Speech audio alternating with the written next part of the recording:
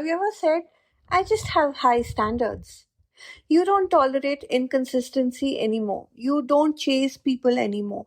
You don't give endless chances to anyone anymore. You know what you deserve and you're no longer willing to settle for anything less. And that can be a beautiful sign of self respect. But here's a question we don't ask ourselves often enough. Are your standards protecting your peace, or are they protecting you from getting close enough to anyone to be hurt again?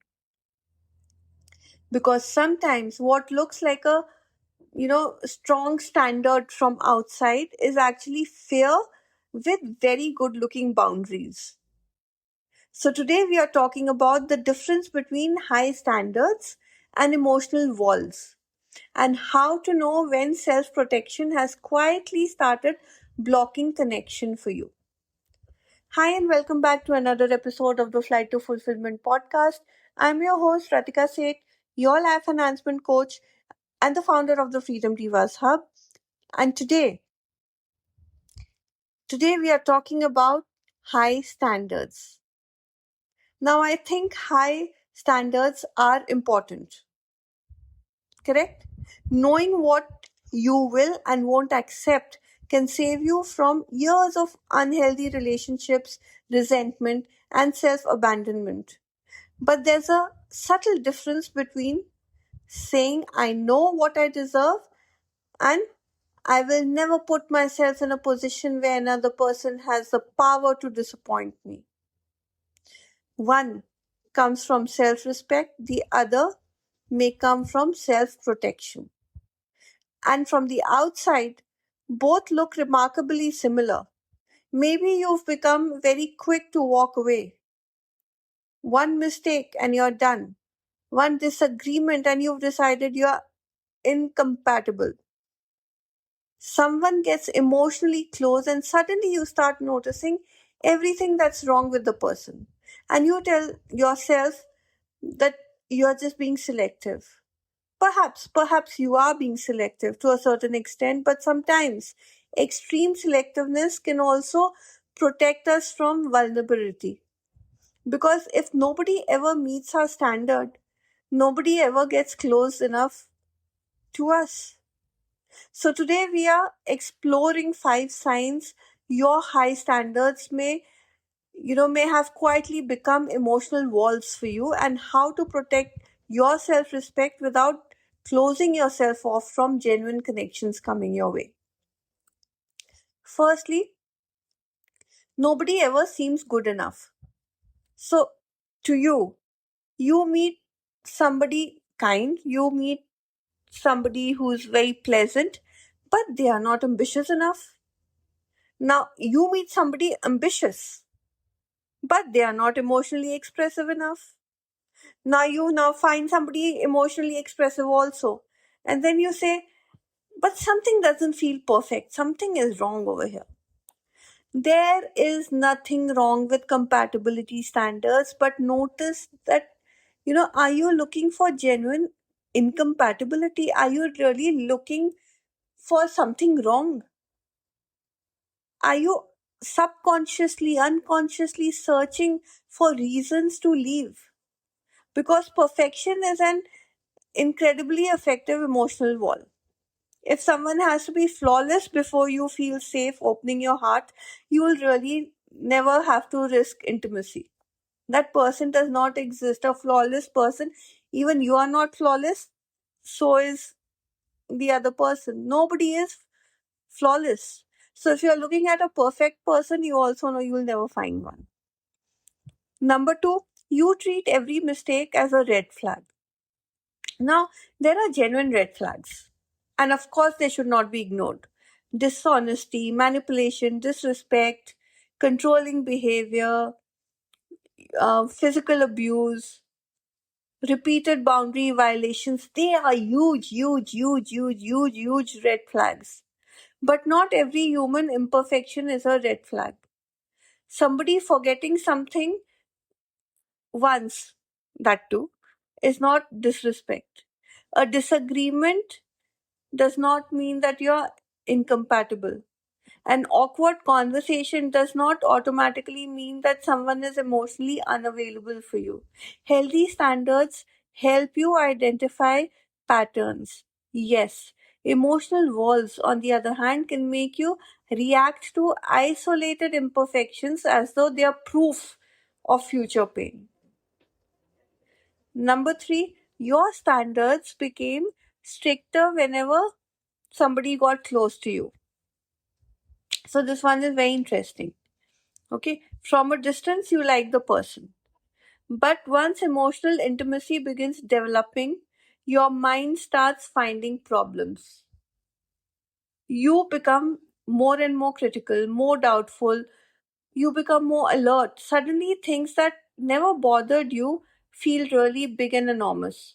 Sometimes this is valuable intuition, but sometimes it's vulnerability becoming very uncomfortable. So, the question for you to ask yourself is that has something genuinely changed about this person that I'm feeling this way, or has something changed because they are getting closer to me? Do you have this phobia? A lot of people are commitment phobic. A lot of people have this phobia that they can't have people coming too close to them emotionally. Are you one of those? Number four, you expect people to know your needs without communicating them. And this is a hilarious one. Literally. High standards sound like respect matters to me. So I'm willing to communicate what respect looks like to me.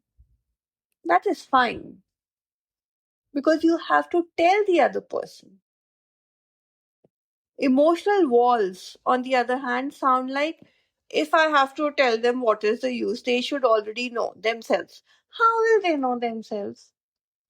Are they going to come inside your mind, get inside your mind? Are they going to get inside all your patterns, all your beliefs, everything? How will they know what you want? Just communicate, no? Talk it out and see it. Then make your choice, then take that decision of yours. Healthy relationships, my dear, are not built through mind reading, no? People have different histories, different communication styles, different ways of expressing that they love you or they care for you. So, having standards does not mean that you expect, you know, your kind of perfectionism without any conversation. Correct? Sometimes the most emotionally mature thing you can do is not walk away, is speak up. Tell the other person what you want and then watch what the other person does. Number five, your peace depends on never needing anyone. Perhaps you worked very hard all your life to become so independent. You've handled your own problems, you've made your own money, you've regulated your own emotions, you've taken care of yourself, and that's so, so powerful. That's very good, very powerful. But emotional walls are not powerful. Independence becomes an emotional wall when needing another person starts feeling dangerous to you. So, when receiving starts to feel uncomfortable, so many of us, we are so, we've become so strong, we are so strong that we are not good at receiving, we only know how to give advice, you know, give directions, give statements, give our opinions. We are the ones who are doing everything. So we are very strong, but not in terms of receiving because we just don't know how to receive. We've never asked. We've only given. We've only answered. So receiving feels uncomfortable. Asking for support feels weak. Vulnerability feels like we are losing control. Real emotional security is not that you don't need anybody anymore. It's actually not that. It's like you knowing that you can actually need love and trust someone without losing yourself. Now, a simple check for you, okay? Whether it's your high standard or whether it's an emotional wall. Whenever, okay, it's a simple one. Do this.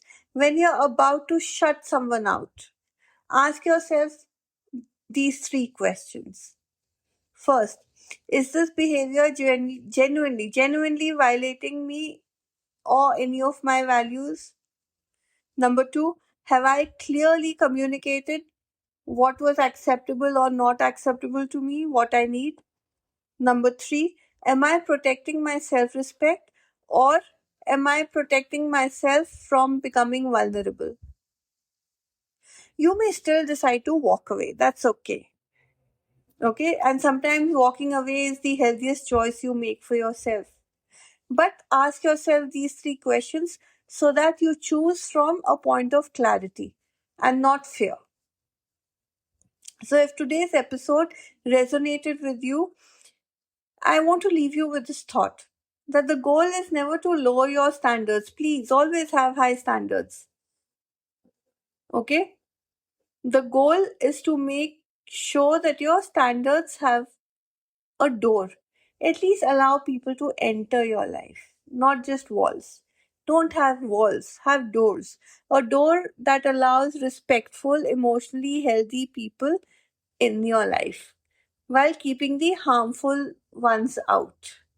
Because healing does not mean becoming so protected that nobody can ever come close to you again. Healing means knowing that you can actually love deeply without abandoning yourself. You can actually trust gradually without becoming naive. You can give someone a chance without giving them unlimited access or unlimited chances. And you can have an incredibly high standard for yourself while still leaving room for somebody else to be a part of your life, to come inside your life and be human. So ask yourself today, are my standards helping me choose better relationships for myself, or are they just emotional walls that are keeping all relationships at bay? The answer may reveal something very important. So do this. Well, that's it for today. Until next time, this is me, Ratika Seth, your life enhancement coach, signing off for now, but asking you to like, comment, and share this episode with whoever needs to hear this today. And don't forget to subscribe to the Flight to Fulfillment podcast on either Substack or YouTube or Spotify or Apple, wherever you're more comfortable, so that you don't miss out on a single dose of inspiration coming your way.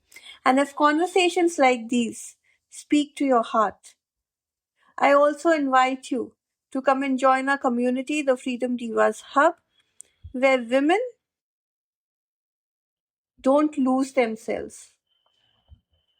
They protect themselves, they protect their identity, they protect their heart. Until next time, keep your standards high, keep your self respect higher, but leave enough space in your life for someone worthy to actually reach out to you. I'll see you in the next one. Bye bye.